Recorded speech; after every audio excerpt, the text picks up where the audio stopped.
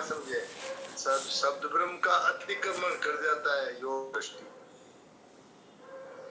शब्द ब्रह्म का अतिक्रमण मात्र जीवन मरण देने वाले भोगों का अतिक्रमण कर जाता है, ऐसे बात। हाँ, ये बात ठीक है। ऊंचे से ऊंचा भोग भी जन्म मरण देने वाला होता है, तो भोगों का अतिक्रमण कर जाता है, अर्थात जन्म मरण से छूटने के उपाय में लग गया वो जन्म मरण में जो ऊंची से ऊंची स्थिति है उसका भी उसने त्याग कर दिया। संसार से उसने मुंह मोड़ लिया, वे भगवान की तरफ चल दिया।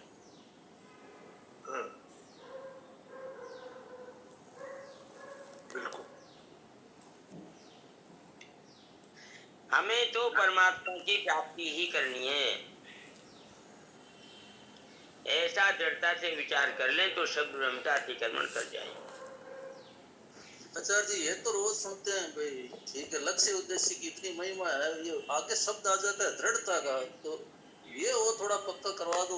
दृढ़ हम लोगों की दृढ़ता में कोई कमी क्या है, क्या करें जिससे दृढ़ता हो जाए?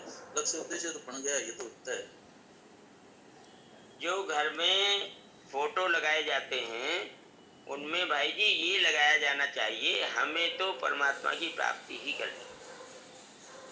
वाह वाह, ये बात की आपने, ये सूत्र बहुत जरूरी दिया, बहुत अच्छी बात है, एकदम ठीक है, बहुत सुंदर,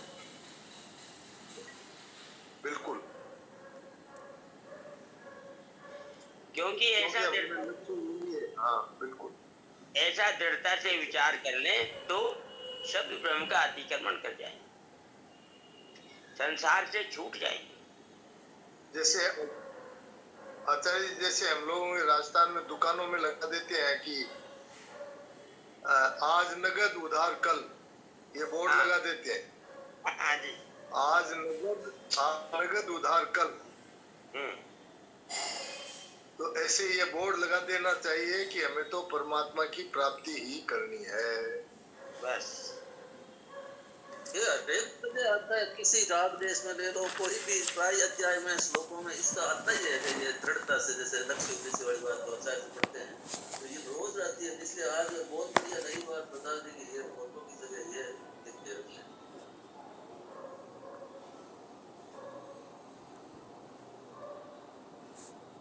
दूसरी बात है, यदि साधक आरंभ में समता को प्राप्त ना भी कर सके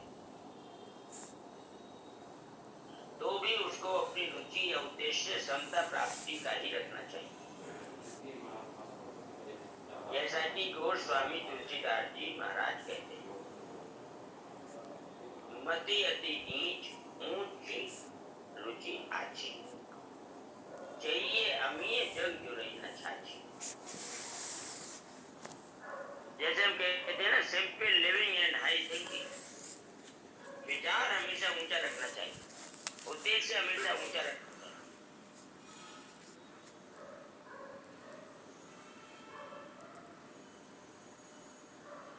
हमारे पास में फटा पुराना चीथड़ा भी नहीं है, खाने को रोटी नहीं है, लेकिन भगवत प्राप्ति का उद्देश्य रखना चाहिए।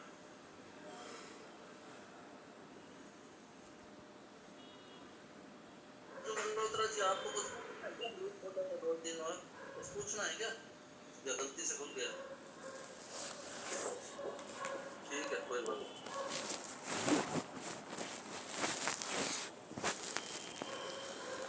उद्देश्य सबसे ऊंचा बनाना चाहिए, सबसे ऊंचा उद्देश्य है भगवत प्राप्ति, इससे नीचे कोई उद्देश्य नहीं, कुछ नहीं चाहिए हमें तो केवल ये चाहिए। संसार में जैसे तैसे समय काट देंगे, हमको कोई सुविधा नहीं चाहिए, हमको कोई सुख नहीं चाहिए, भगवत प्राप्ति चाहिए।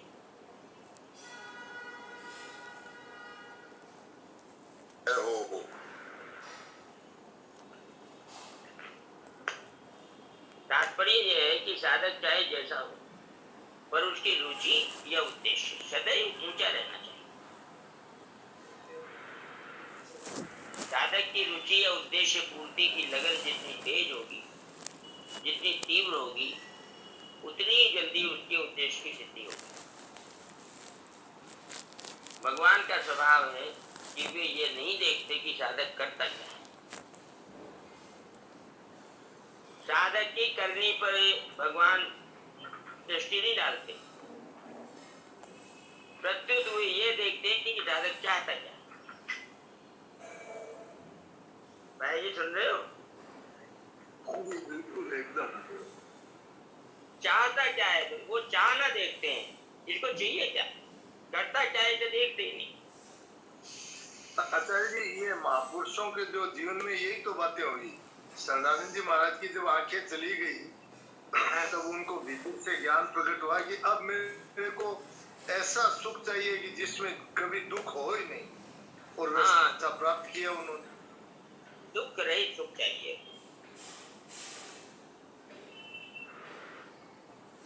जिस सुख में दुख का लेश भी ना हो, वह सुख चाहिए, और वह सुख मिल सकता है। उस सुख के प्राप्त करने के लिए ही वो मनुष्य, ये उद्देश्य बनते ही फिर वो जैसे लोग बाग मिलते थे पहले तो गांव में थे ना वो।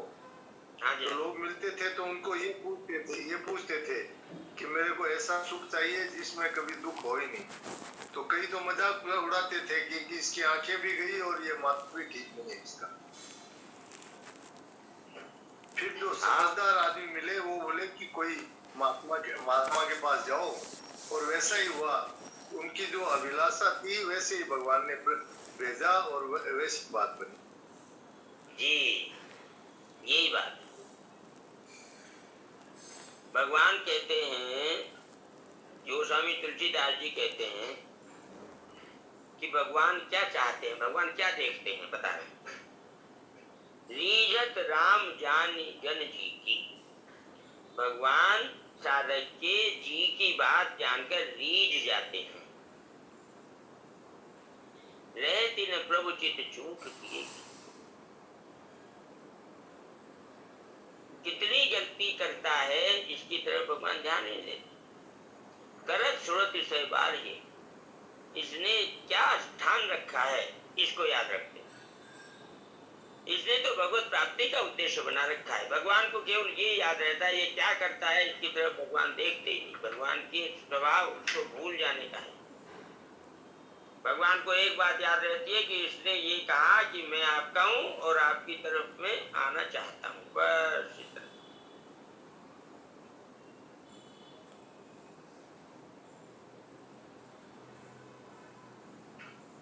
भाई जी सुन लो, एक प्रज्ञा चक्षु संत रोज मंदिर में भगवत विमलेश का दर्शन करने जाए।